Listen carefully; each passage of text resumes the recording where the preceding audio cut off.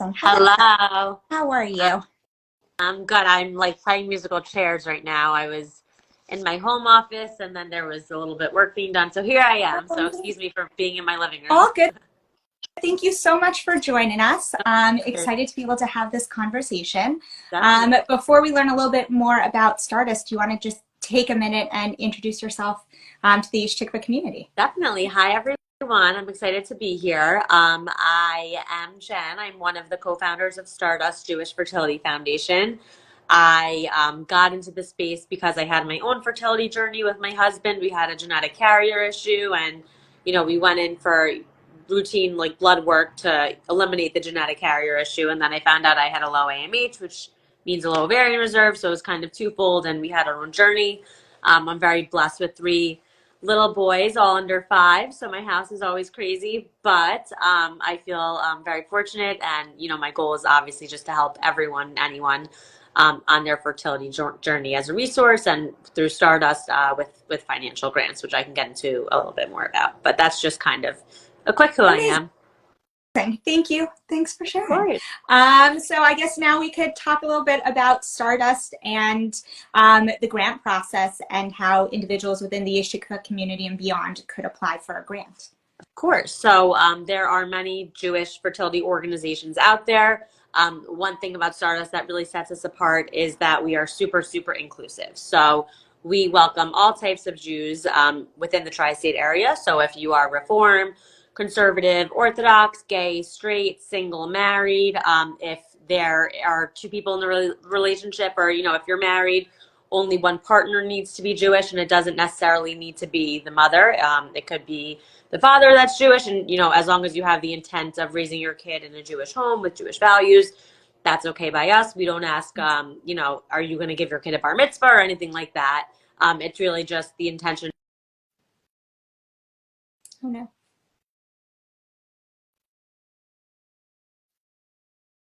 Talking about on this live, and kind of how to stand out as a grant applicant through Stardust. As I said before, you must live in the tri-state area, New York, New Jersey, Connecticut. One person in the relationship must be Jewish.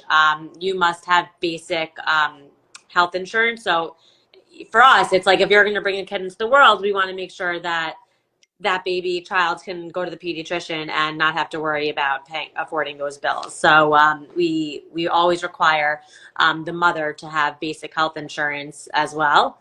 And those are, the top 3 requirements.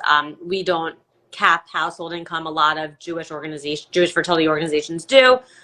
For us, myself, my co-founders, our board, our committees, we all are very much aligned. We live in New York. The cost of living in New York is so much higher than anywhere else in America. So we have a grant committee that meets to go over all of the applications, and they decide obviously who is getting what funds based on the funds that we have.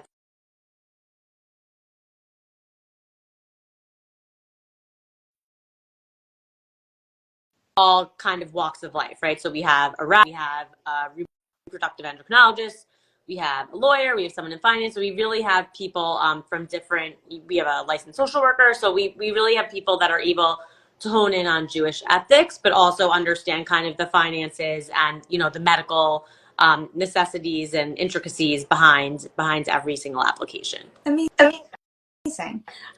So I guess one of the questions that we received, and I think that you've already started to answer this, but if there are any other details of this that you'd like to add, is what is the decision-making process that you use for choosing grant recipients? And I know that you mentioned that it's very inclusive. Are there, I guess, any, other than not living in the tri-state area, are there any other, I don't want to call them red flags, but any other reasons an individual might not apply or shouldn't apply? So one reason we would turn a grant applicant away is if they are not medically infertile. So another requirement we need a doctor's note from your reproductive endocrinologist or clinic, wherever you are, saying, hey, I'll just use my name as an example.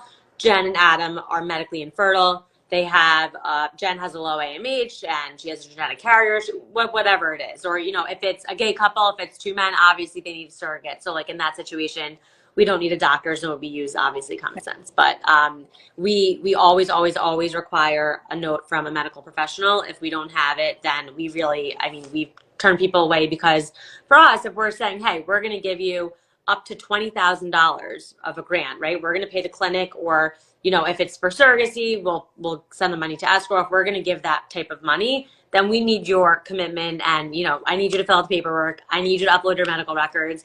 It's super, super frustrating when we have our grant committee get together and we have all of these applicants who are very much in need, but they don't fill out the proper information. So it's, you know, I don't want to waste my committee's time. I don't want to waste, you know, and these grant applicants are waiting, you know, for 2-3 months. We do reviews every quarter, and these applicants are waiting, and, you know, some of them are waiting to do a transfer, whatever it is, and we wouldn't want lack of information to be you know, something that's going to hold everyone up in the process. So one thing that I can't stress enough, as you are filling out your application, please upload the information that's required, that's asked for. We keep files on everyone. Our grant committee has signed NDAs. Everything is super, super private. Sorry, I'm just looking at the question. How many people do you accept? Good question. So again, not that we're necessarily the newest kids on the block, but we've only been around for 2 years. So with saying that, obviously we had to raise funds to be able to award these grants and put processes in place. We've had 4 grant cycles so far. I'd say 25, I'm just trying to think out loud. We've given, as of last night, 32 people, or couples, individuals, will have received grants. Out of the 32, we have 4 babies born, which is incredible. We have, I think it's like 6 or 7 pregnancies at the moment, whether it's a surrogate mother. And then, you know, obviously anyone who's watching that's familiar with, you know, infertility, or that's in the space in general, you know that statistically there are a lot of losses with every, you know, blessing that comes into the world. So either there's been failed transfers, or, you know, there's been issues where someone needs to terminate later on in the pregnancy for medical issues or whatever it is. So there's a lot that goes into every decision, obviously, but we're very fortunate to have, I like call it like proof in the pudding. Like we really, like we have babies born. Like I've been to some of these people's apartments. Like I've gotten to meet the children. It's unbelievable, and it's super special as a smaller nonprofit that everything's very, very like hands-on and personal, and like we really try to make sure that we have a connection to everyone that comes through the pipeline. Amazing. So you just shared a lot of information, so I'm going to just break it up to make sure that I understood everything and then ask a few follow-up questions. You started off by explaining that the most important thing that you need is a letter from a doctor stating that there is a medical need for fertility treatment, and then you continued to mention genetics. I just want to clarify. Genetics is a medical reason, according to Stardust, for needing, or does it need to be an infertility diagnosis? Very good question. So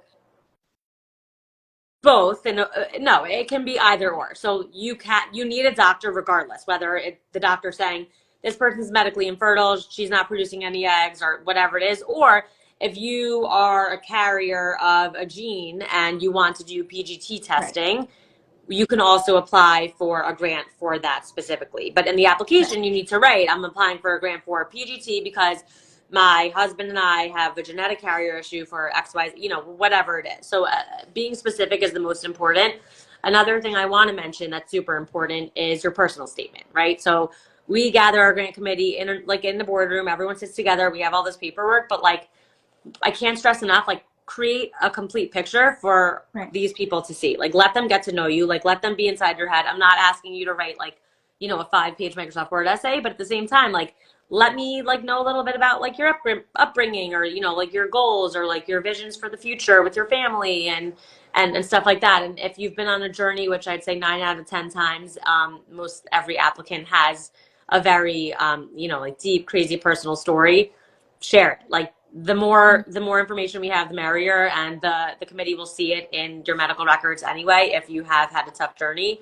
But I really, like, I can't stress enough sharing details of that, so we can really see like the struggles that you've gone through, because again, like as long as we can, we really want to be there for you and want to be able to help financially. For sure. And that's a very important piece. And you mentioned that you meet quarterly. Is it just a rolling continuous application process, or there are periods in which you accept for each quarterly review, or you could just submit it at any point and whichever quarterly review you make is the one you'll be considering? So there are like specific deadlines. So like you'll see on our Instagram page, like it'll say this grant deadline closes March 31st or December, whatever it is. And usually when we get an application, the application is put into our system, and then I'll send an email, hey, got your application. If there's anything missing, I write what's missing. As a reminder, this is not going to be reviewed for another 3 months or whatever it is. And then from there, like we kind of keep the lines of communication open. Thank God sometimes someone sends an email saying, I don't need the grant anymore, like I'm pregnant, or things have been moved, or someone needs a knee surgery, so they don't need the grant right now. But, it's because it's so like high touch, and we really like try to have these personal relationships with all of our grant recipients and applicants. It's always like an open line of communication, and we usually know like what's going on. That makes a lot of sense, and definitely important, and we'll make sure to note your different grant cycles so that individuals within the community who are interested in applying will know. Definitely. And like we can talk later, and we can put out like a flyer or something that just reminds people of when these deadlines actually are. Perfect. Yes, we'll definitely share it because it is such an important piece of this process is the affordability and the grant process. And like anyone watching, like we see you, like we see in these applicants, like people take out mortgages on their house to afford another IVF round, and then they get no eggs. I mean, like the struggles, like you can't make this up. Like there's no like book that you could read like on the beach or in your bed that could describe like what some of these couples and individuals have gone through. And like I just want to say, like we see you, we hear you, we want to help you. And if you are not living in the tri-state area and you need a connection, or like I've had people email me saying like, I heard about Stardust, I see that you don't do tri-state area, I live in Texas, do you know someone that can help? 9 out of 10 times the answer is yes. So like don't hesitate to ever reach out. If I can't help you, I can introduce you to someone else. And if they can't help you, it's like the whole fertility space is so connected in the best way possible. And like, it's just like, we're so tight knit that like, we all want to help each other. So another thing I just want to stress that has nothing to do with the actual grant application process is if you have any questions or need any introductions, just reach out. You never know where, one email can land you. Amazing. I'm trying to think if there were any other questions that we didn't get to answer. We have a few more. One question was, if someone applied for a grant but did not receive the grant, could they reapply? Yes. And what are the recommendations that you make in terms of changing up one's application, or is it sometimes just limited funds and limited individuals can receive them, and therefore opening yourself up to the next cycle with whatever you've already applied with? Right. So my answer to that would be there's nothing that you can change in your application, right? Like the facts are the facts, your story is your story, and your medical history is your medical history. It's purely based on funds and the other applicant pool, right? So there might be, some applicants that have,